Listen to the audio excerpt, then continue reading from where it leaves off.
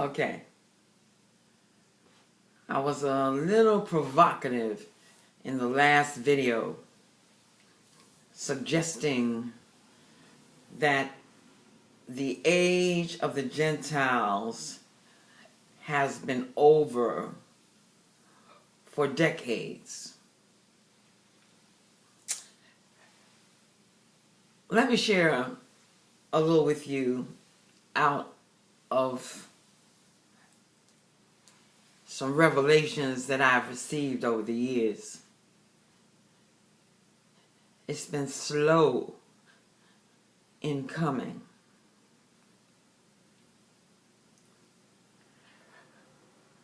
It was 1979 when I first went to any church. And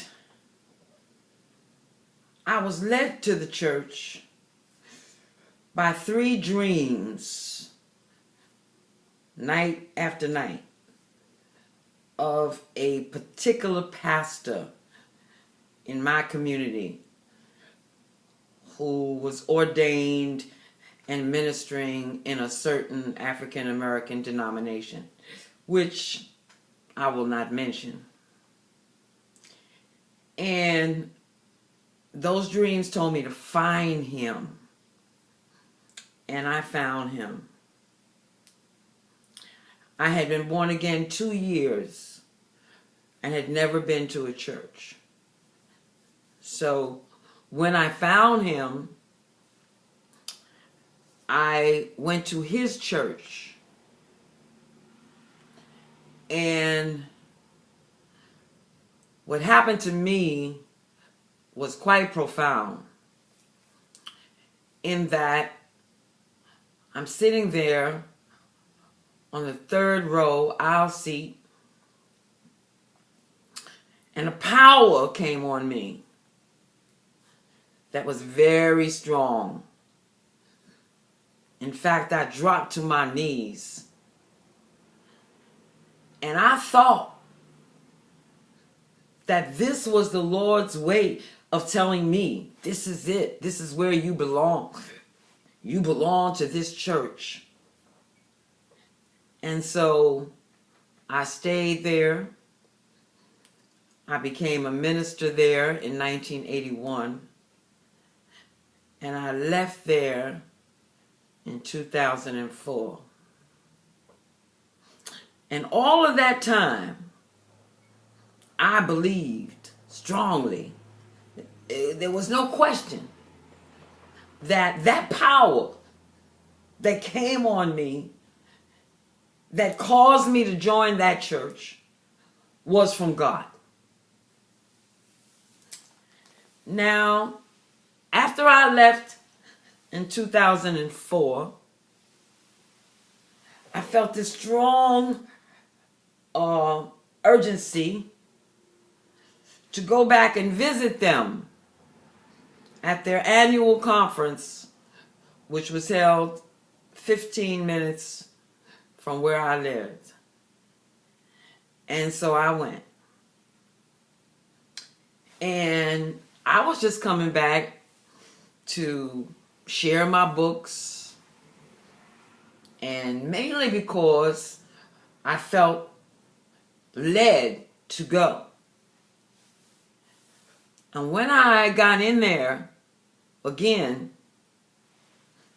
the man was preaching from the pulpit, and the same power came on me that had come on me in 1979.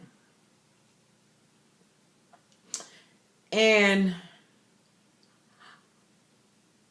I did not want to walk that long aisle to the altar, because I knew that if I did that, they would think I was coming back and bringing my ministry back into their fold. And I was not doing that. But this power that came on me was so strong that I couldn't fight it, because I was already in an altered state from the preaching. And so I was fighting, and then I just gave in and I walked that aisle. And the music was blasting. Nobody could hear at the altar what was going on. And when I got there, the bishop said, he was new. He didn't recognize me. He said, "Are you coming to join our church?" And I popped out of the altered state, the trance that I was in, and I said, no. And it turned out to be a wonderful time. Seemed like a lot of folk missed me. My enemies were still there, but I didn't pay much attention to them. And the bishop was very intrigued with me and all these books I had written and my style, my approach. He said, "I love your style. I want you back here. You got to come back. If you come back, I will build up your ministry and it will be known worldwide. I'll build you up." And I just smiled because I'd already heard from God. I knew I wasn't coming back, but I didn't want to be impolite. Well, shortly after that, 2 days it was, the Lord spoke. I was not asleep. I was not in a trance. I was wide awake. And he said this, "Pam, that spirit that came on you 2 days ago is the same spirit that came on you in 1979 when you joined that denomination." And he said, "It wasn't me then, and it wasn't me in 1979. What? And then he said this, and this absolutely floored me.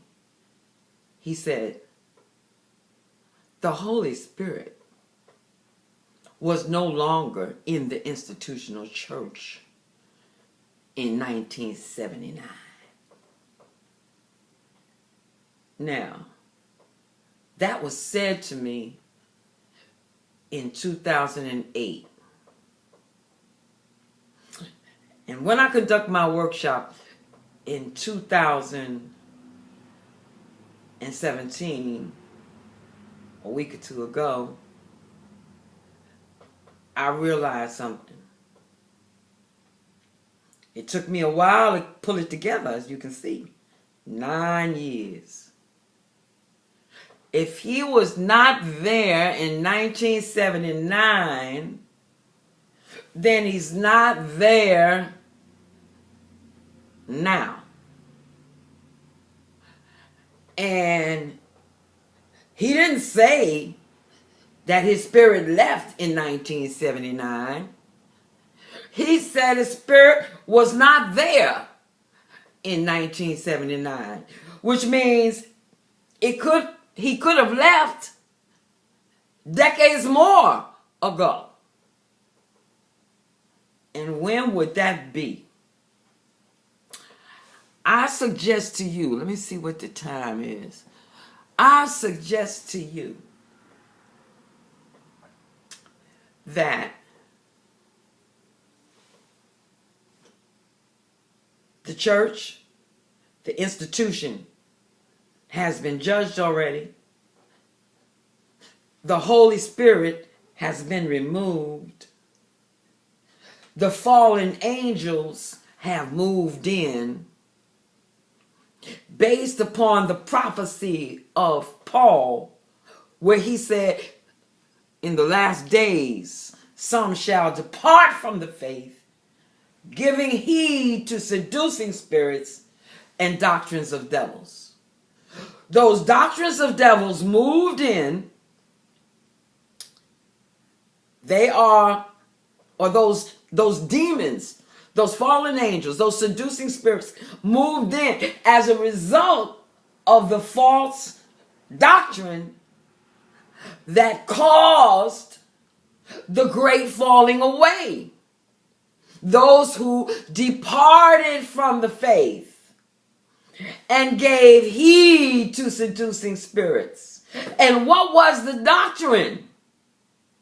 The doctrine was this: that man decides when, how he gets born again. That is his decision, that he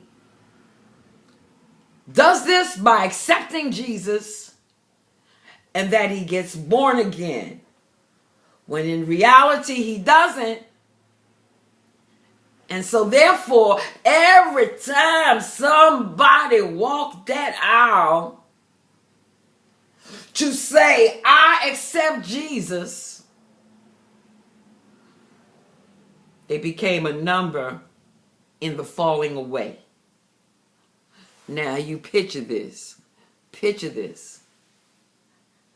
Picture them long lines who heard a message preached by Billy Graham or some other famous evangelist.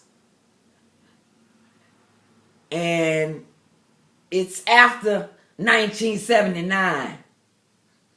But it could have been 1950 or 1920.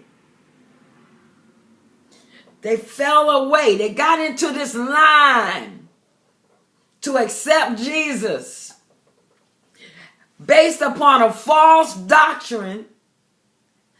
They were departing from the faith, and each one of them would become a number in what is known as the great falling away. So, to keep us up to date, the great falling away has occurred and is still occurring. And the enemy is still feeding out the sinner's prayer false doctrine. And the crowds are going the way Jesus said they would go. Why? Because the way to salvation is narrow. It is not broad. And only few in each generation, few there be that find it. And so they're heading for the broad way of damnation. And the enemy is leading them to it. And the Holy Spirit is restrained and backed up until his next move.